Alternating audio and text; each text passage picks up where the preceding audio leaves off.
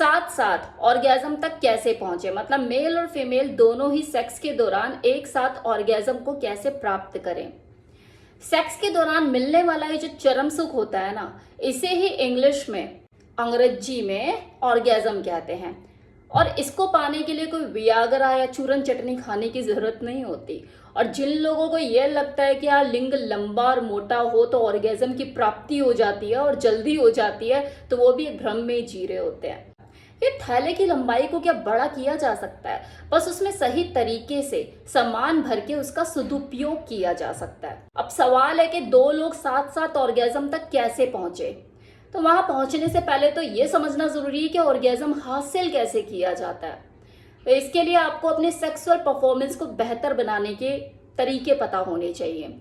जिन लोगों को बेहतरीन सेक्स करना आता है, जो अपनी सेक्स लाइफ में बेहतर तरीके से सेक्स करना जानते हैं, उन्हें कभी भी ऑर्गेज्म पाने में मुश्किल नहीं होती। ना ऑर्गेज्म पाने में मुश्किल होती है, ना सामने अपनी पार्टनर को दिलाने में मुश्किल होती है। तो इसके लिए सबसे पहला काम आपको क्या करना होगा, अपनी परफॉर्मेंस को जज करना होगा और खुद से खुद को मार्क्स देने होंगे।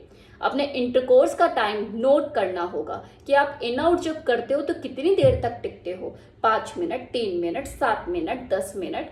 रिसर्चर्स का ऐसा मानना है कि 5 से 7 मिनट का टाइम एक एवरेज टाइम होता है किसी भी पुरुष के लिए।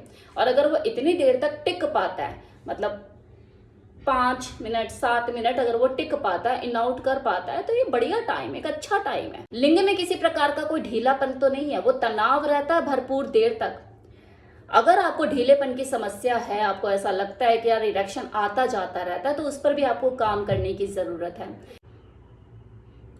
क्योंकि पेनिट्रेशन के टाइम में अगर इरेक्शन हार्ड ना हो तो किसी भी फीमेल को इंटरकोर्स के दौरान वो वाला सुख मिल नहीं पाता जिस तरह की उसको चाह होती है। कि माना इसका जो रोल है कमी होता है पूरे सेक्स के दौरान, सिर्फ 2 सेकंड का सारा खेल होता है जिसके लिए वो थोड़ा सा सोचती है कि हाँ, उत्सुकता उसके अंदर होती है, ये चीजें इतने मायने नहीं रखती। लेकिन जब वो करती है तो वो चाहती है कि उसको इरेक्शन हार्ड मिले। लोग इस चीज को नजरअंदाज कर देते हैं कि इरेक्शन हार्ड है या सॉफ्ट है, और धीरे धीरे जो सॉफ्ट इरेक्शन आता है ना, वो भी गायब होने लगता है और किसी को नपुंसकता का शिकार होना पड़ सकता है। तीसरा पॉइंट, अगर साथ साथ ऑर्गेज्म तक पहुंचना है, मेल और फीमेल दोनों ही एक साथ चरम सुख को हासिल करना चाहते हैं, तो इसमें फीमेल की भी जिम्मेदारी बनती है कि वो अपनी यौन इच्छा पर फोकस करे, अपनी सेक्सुअल डिजायर के ऊपर काम करे।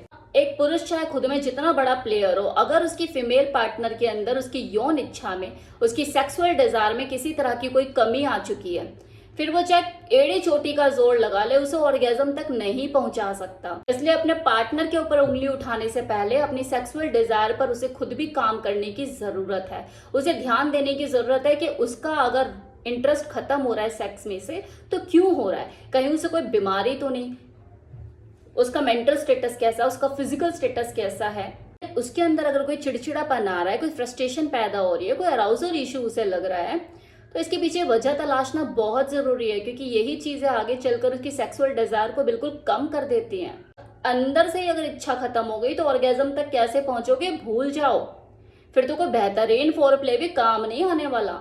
Now fourth point, four play पे फोकस कीजिए, इसे हल्के में मत लीजिए। एक पुरुष जो होता है वो बल्ब की तरह होता है, एकदम से जलता है, एकदम से बुझ जाता है। वहीं एक जो स्त्री होती है वो स्त्री जैसी होती है, जो कि बटन दबा दो तो धीरे धीरे गर्म होती है। इसीलिए इंटरकोर्स से पहले किए जाने वाले इस काम पर आवश्यक फोकस करना पड़ता है। अंगों को किस करना, दबाना, सहलाना, ये फोर प्ले का हिस्सा होता है। लेकिन लोग जो है वो इस पर फोकस नहीं करते, इसको नजरअंदाज कर देते हैं। और जो लोग ऐसा करते हैं उनकी जो पार्टनर होती है वो कहीं ना कहीं उस चरम सुख से वंचित रह ही जाती है। जब आप फोर प्ले करना शुरू करें तो आपको कुछ बातों का खास करके ध्यान देने की जरूरत है ताकि आपका जो फोर प्ले है वो बेहतरीन फोर प्ले हो सके। नंबर 1, कि कभी भी कपड़ों को उतारने में जल्दबाजी ना करें। एक एक कपड़ा उतारें और खेलें। कपड़े कभी भी एक साथ ना उतारें, पहले उसकी बारी फिर इसकी बारी। इस तरीके से करोगे तो फोर प्ले भी लंबा चलता है। अपने पार्टनर के अगर सेंसिटिव अंगों की आपको पहचान है तो ये और अच्छी बात है कि आपका टाइम बचता है। आपको उन्हीं अंगों के साथ अब प्ले करना है, भरपूर आनंद उठाना है, टच करना है, किस करना है, सहलाना है।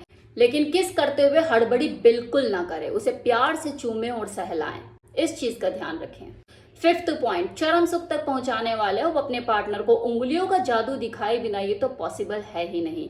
बस उसका सही इस्तेमाल आपको आना चाहिए, बट मेक श्योर कि आपके हाथ नीट और क्लीन हो, साफ हो, नेल्स जो है वो ट्रिम हो, क्योंकि जी स्पॉट तक जो पहुंचाना है आपको अपनी उंगलियों को, यही तो वो स्पॉट है जो उसे चरम सुख तक लेकर जाएगा। फिर क्लिटोरिस को सहलाना आप कैसे भूल सकते हैं, टंग प्ले करना, फिंगर प्ले करना, तो इन सब चीजों को आप ध्यान में रखें, ये फोर प्ले का हिस्सा है। नेक्स्ट पॉइंट, इंटरकोर्स के दौरान वो शुरुआत में ही रफ्तार ना पकड़ें। आपको slow and steady win the race, ये वाला रूल फॉलो करना है। लेकिन होता क्या है कि लोग ज्यादातर उस रूल को फॉलो करते हैं जो पोर्न में दिखाया जाता है कि बस धुआं धू लग जाते हैं, तेज तेज करना। ये आपको नहीं करना है। एक बात बताइए, आप 3 घंटे की मूवी देखकर आते हैं थिएटर में अपने फेवरेट हीरो की, क्या मान लो शाहरुख खान है, किसी मूवी में वो 6ठी मंजिल से छलांग मार देता है, क्या घर पे आके आप ट्राई करते हैं कि मेरे हीरो ने छलांग मारी थी, मैं भी छत पे से कूदूं? नहीं करते ना, ख्याल तक नहीं आता ना ऐसा करने का। अंडरस्टूड है कि हाँ भाई ये फेक है जो ये दिखा रहे हैं और मैं रियल लाइफ में हूँ।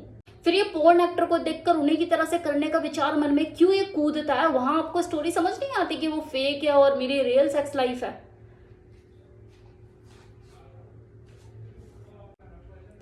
तो ये वाला फर्क भी तो आपको समझना ही होगा ना कि उनकी तरह से हर चीज को फॉलो करना अपनी सेक्स लाइफ को खुद बर्बाद कर लेना है।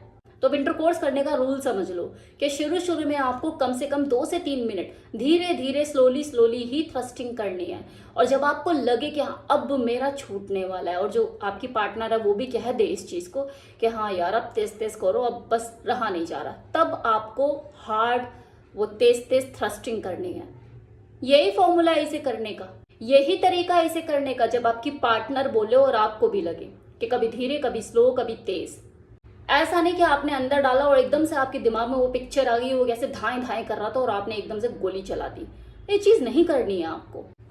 आपको अपनी स्पीड को नियंत्रित करना है भाई, और यही सही तरीका है जो आपको लॉन्ग लास्टर बनाने में भी मदद करेगा और आपका जो डिस्चार्ज है वो लेट होगा। चलो पहुंचा दिया ना ऑर्गेजम तक, दोनों मिलके ऑर्गेजम तक पहुंच गए। अब लास्ट में सबसे इंपॉर्टेंट चीज जो आपको ध्यान रखनी है वो क्या, कि climax is more important, most important. आप इसे नहीं भूल सकते। आपका सेक्स खत्म हुआ, आपको ऑर्गेजम मिला, आप डिस्चार्ज हो गए, तो ना उठकर भागो मत, ये काम नहीं करना आपको, वरना फोर प्ले से लेके अभी तक जो आपने किया सब मट्टी है। अपने पार्टनर को कडल करो, किस करो, साथ में लेट जाओ, चाहे तो सो जाओ, बातें करते करते सो जाओ, तब है आपका सेक्स पूरा। आफ्टर प्ले के बिना सेक्स पूरा नहीं है। तो इसमें कंजूसी आपको बिल्कुल नहीं करनी है। वो कहते हैं ना कि अंत भला तो सब भला, तो अपने अंत का विशेष ध्यान रखें। तो ये था आज का वीडियो जिसमें मैंने आपको ऑर्गेजम तक साथ साथ कैसे पहुंचे उसका तरीका बताया। इस तरीके को फॉलो कीजिए, दोनों ही साथ साथ ऑर्गेजम अचीव करेंगे। Thank you so much.